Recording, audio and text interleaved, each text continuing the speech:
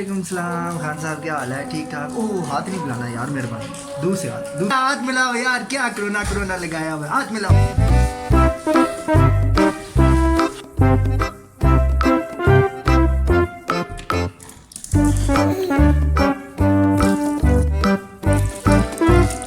अस्सलाम वालेकुम दोस्तों, मैं हूँ कासिम। और जैसा कि आपने नोट किया होगा, हर बंदे को जो है ना वहम और खौफ कोरोना की वजह से आया हुआ है। आप खौफ सिर्फ और सिर्फ अल्लाह ताला का करें और वहम ना करें। अल्लाह ताला से दुआ करें, अल्लाह ताला हमें इस मुज़ी मर्ज़ से बचाएगा, इस वबा से बचाएगा।